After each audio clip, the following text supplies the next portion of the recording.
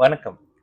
நமக்கு எண்கணி ஞானத்தையும், வேத ஜோதிட ஞானத்தையும், ஆன்மீக ஞானத்தை வழங்கிய அனைத்து குருமார்களுக்கும் நன்றி என்ற அதே வேளையில் இது ஒரு ஜோதிட விளக்க வீடியோ விருப்பம் உள்ளவர்கள் தொடர்ந்து பார்க்கலாம். நமது 18VUR யூடியூப் சேனலை சப்ஸ்கிரைப் பண்ணியிருக்கின்ற அனைத்து தோழிகளுக்கும் நமது நன்றிகள். சரி, இன்றைக்கு வந்துங்க ஒரு இப்பல இருந்து ஒரு சின்ன ஒரு கேள்வி பதில் மாதிரி ஒண்ணு சொல்றேன். ஓகேங்களா? ஏன்னா இந்த ஒரு ஜாதகம் நேத்து பார்த்தாங்க ஒரு ஜாதகம். இந்த ஜாதகத்துல இனிமே என்ன நடந்துகிட்டு இருக்கு இல்ல என்ன நடக்க போகுது அப்படின்ற கேள்வியை கேட்கிறேன். இது ஒருவேளை நீங்க கத்துக்க ஆரம்பிக்கிறவங்களா இருந்தீங்க அப்படின்னாலும் சரி, ஒரு மாதிரி ஜோசியத்துல நாலேஜ் இருந்தவங்களா இருக்கிறவங்களா இருந்தாலும் சரி, இல்ல நானே கரெக்டா தான் சொல்றேனா அப்படின்னு டெஸ்ட் பண்றவங்களாக இருந்தாலும் தான் சரி, உங்க எல்லாத்துக்கும் ஒரு சாப்பாடு மாதிரி இந்த இந்த இனிமே பண்ணக்கூடிய ஒரு விஷயம். இது என்னன்னு தெரியல. நான் ஏதாவது ஒரு டைட்டில் தேட சொல்றேன். சரி, இப்போ ஒரு ஜாதகத்தை நான் போட போறேன். இந்த ஜாதகத்துக்கு அடுத்து என்ன நடக்க போகுது அப்படின்றத முதல்ல நீங்க மனசுல வச்சுக்கோங்க.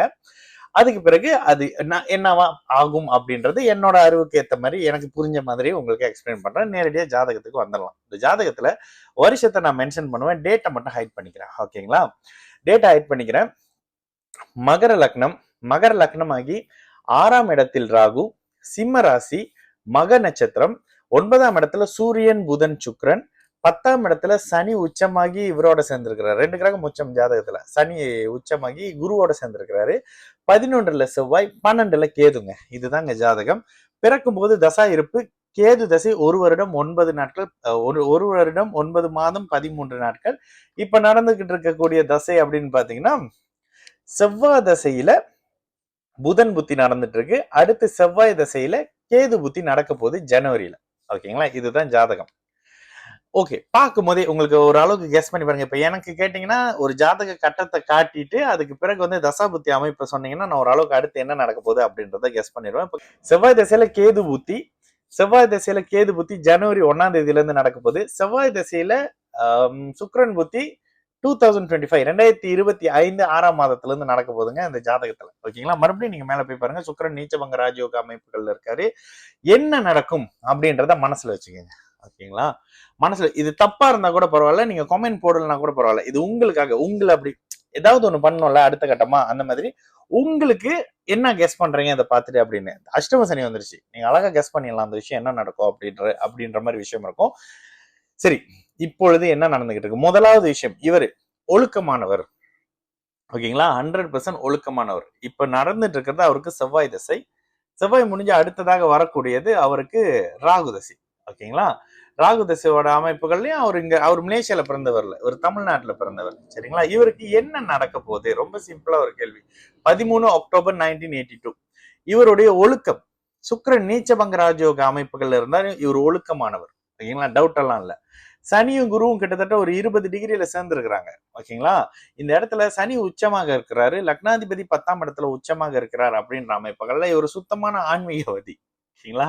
இதெல்லாம் விட ஜாதகத்துல 5ஆம் பாவகத்தை தனி செவ்வாய் பார்க்கறதும், 5ஆம் அதிபதி நீச்சபங்க ராஜயோக அமைப்புகள் இருக்கிறதும், அவர் இன்னும் கல்யாணம் ஆகலைங்க. இன்னும் கல்யாணம் ஆகல. ஏன் கல்யாணம் ஆகலன்ற சில அமைப்புகளையும் நீங்களே பார்த்தாலே உங்களுக்கே தெரிஞ்சிடும்.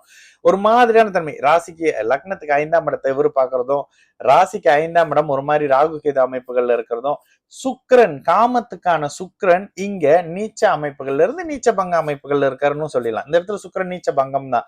அதற்கான ஒரு ஒழுக்கமான டீசனான காமத்தை வரக்கூடிய ஜூன் மாசத்துல கொடுப்பாருங்க. விதி விலக்குகள் நிறைய இருக்கிற ஜோதிட சாஸ்திரம் உள்ளது. இந்த இடத்துல அஷ்டம சனியில கல்யாணம் பண்ணக்கூடாதுன்னு சொல்லுவீங்க. அதுக்காக தான் அந்த ஜாதகமே எடுத்தேன். நீங்க தப்புன்னு என்ன சொல்லிருப்பீங்க? யாரையாவது பிரிவாரு இழப்பாரு அப்படின்றதானே? இல்ல, இந்த இடத்துல இந்த வயது ரொம்ப முக்கியமா, வயது காரணமாக இவர் முதல் சுற்று அஷ்டம சனி, முதல் சுற்று ஜென்ம சனி எல்லாம் கோத்ரூ பண்ணி முடிச்சாச்சு. இப்ப ஒரு 2ஆம் சுற்று அமைப்புகள்ல வராரு. இந்த இடத்துல அவரோட வாழ்க்கை சரி செய்யப்படுங்க. இங்க என்ன, அவருக்கு திருமணம் நடக்கும். ஜூன் மாதத்துல அவருக்கு திருமணம் நடக்கும். அதுக்கப்புறம் அப்படியே தொடர்ந்து அவருக்கு குழந்தை அமைப்புகள் வந்துடும். இவருக்கு ஒரு பொன் குழந்தை அமைப்பு. ஓகேங்களா? இத அவருமே ஒரு அளவுக்கு அவரு பார்க்கல, வேற ஒருத்தவங்க பார்த்தாங்க. அப்ப அவர் ஜோதிடத்துல ஆர்வம் வந்து அவரு இதை தாங்க சொன்னாரு, ஒரு பெண் குழந்தை அமைப்பு இருக்குன்னு சொன்னாரு அப்படின்னு. ஆமா, இந்த ஜாதகத்துக்கு வயது தாண்டின பிறகு நல்ல தாம்பத்தியம், காமம் மாதிரியான அமைப்பை கொடுத்து, ஒழுக்கமான அமைப்புகளை கொடுத்து, ஒரு பெண் குழந்தை அமைப்பை கொடுத்து இருக்கக்கூடிய ஒரு ஜாதகம்ங்க. சரிங்களா? ஆக்சுவலி இது என்னங்க, சிம்மராசி அஷ்டம சனி வந்துருச்சு, மக நட்சத்திரத்துக்கு 2025 ஃபுல்லா சுமாரா இருக்கும் நீங்க தானே சொன்னீங்க. ஆமாங்க, நீங்களே 25, 20, 30, 35, 40 வயசு கீழ்பட்டவரா இருந்தீங்கன்னா கடுமையான கடுபலன்கள் இருக்கும். முதல் சுற்றுல. இவர் ஆல்ரெடி அதை தாண்டி வந்து 2ஆம் சுற்றுல இருக்காருன்றனால இவரோட வாழ்க்கை சரி செய்யப்படும், திருமணம் அவருக்கு கொடுக்கப்படும், நல்ல தாம்பத்தியம் கொடுக்கப்படும், குடும்பம்ன்ற கணவன்ற அந்தஸ்தும் தந்தை என்ற அந்தஸ்தும் இந்த அஷ்டம சனியில அவருக்கு கொடுக்கப்படுங்க. கிட்டத்தட்ட 2027 கையில பேபி இருக்கக்கூடிய நல்ல ஜாதகம் தான்.